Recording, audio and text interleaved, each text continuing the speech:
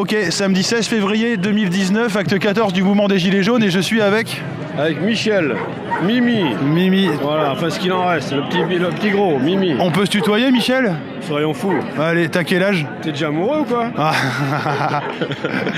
J'ai 62 ans. Et tu fais quoi dans la vie? J'ai une formation de journaliste et je suis auteur, compositeur, écrivain. D'accord. Et chanteur. Tu viens sur le mouvement depuis longtemps? Le mouvement des Gilets jaunes? Depuis le premier jour, j'étais au départ sur les ronds-points, après à Paris, sous l'Arc de Triomphe, chanter la Marseillaise le 1er décembre, après le 8 décembre, donc je fais Paris, Bourges, Toulouse, Bordeaux, La Rochelle. D'accord. Et j'en passe, c'est des meilleurs. Ah, ça fait du mouvement. Ah ouais, ça bouge. Pourquoi tu viens sur le mouvement? Ben, je pense que comme le cœur du mouvement, c'est la détresse, la misère humaine, quoi, la détresse. Il y a des gens qui crèvent la dalle, pendant que d'autres...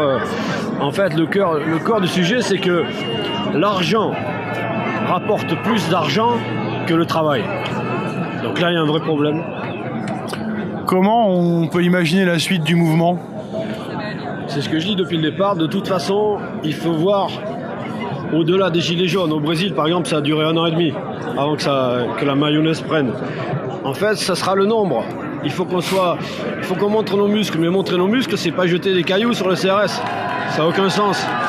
Le sens, c'est d'être nombreux, très nombreux, d'être 2 millions dans la rue. Et à ce moment-là, ce qui va se passer, c'est que les mecs, ils vont poser les boucliers, les casques, ils vont dire démerdez-vous. Voilà, en fait, c'est le nombre qui va faire. Et pour ça, il faut qu'il y ait les gilets jaunes, les gilets rouges, les blouses blanches, les stylos rouges, les gilets verts. Ce qui serait beau, ça serait des gilets jaunes, rouges et verts, tu vois, Rasta. Ouais. Inja, we love. Ouais. Get up, stand up for your rights. Exactement. Voilà. T'habites à Bordeaux? Je suis bordelais d'origine, mais bon, j'ai habité beaucoup en Amérique centrale, en Afrique, 10 ans. Et j'habite en ce moment sur La Rochelle, donc voilà, je suis un citoyen du monde. Le RIC, t'en penses quoi? Le RIC, c'est nécessaire, mais il faut d'abord, avant le RIC, il faut un gros travail. C'est ce qu'on est en train de faire au niveau des Gilets jaunes, au niveau national, au niveau des gens qui travaillent sur le front. Tu fais partie d'un collectif de Gilets jaunes? Non, je suis partisan, donc ouais. Voilà, je fais partie de quelques mouvements, disons.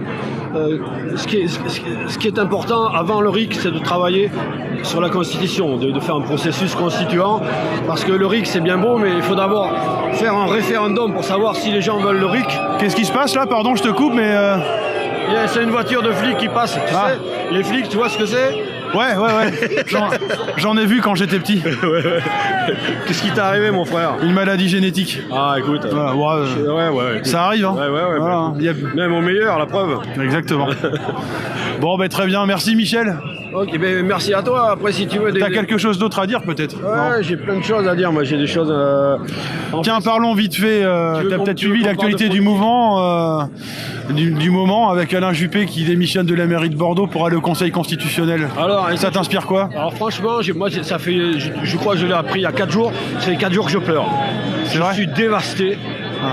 Non, il faut bien comprendre que Juppé, il a fait beaucoup de travail pour Bordeaux, mais tout ça va bien falloir que ça se paie. D'une part, voilà. Et puis on l'a mis dans un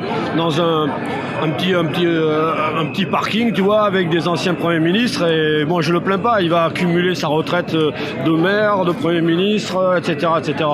Ce qui est important, ce que je voulais te dire, c'est fondamental. Ce qu'il faut comprendre dans la lutte des Gilets jaunes, ce qu'il faut que les Gilets jaunes comprennent aussi, mes petits frères et mes petites sœurs, c'est ça qui est très important. C'est qu'en fait, quand j'entends Macron démission, c'est de la connerie. Parce que Macron, pour moi je l'appelle l'employé de banque, hein, ok. Donc, ce qu'il faut bien comprendre, c'est que l'employé de banque, il n'a rien. Et surtout, ce qu'il faut comprendre, c'est qu'en France, il n'y a plus de pouvoir législatif.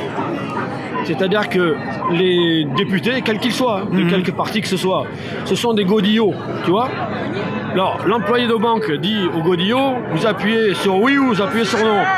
Mais le pire, ce qui est très très grave, c'est que c'est même pas l'employé de banque qui décide, ce sont ses patrons. Les patrons, c'est quoi? C'est les 26 milliardaires, c'est la finance. Voilà. C'est la finance qui dirige le monde. Et c'est ça qu'il faut changer, Camille. C'est ça qu'il faut changer. Bon. Merci, Michel. Merci, mon poulet. À bientôt. Bisous.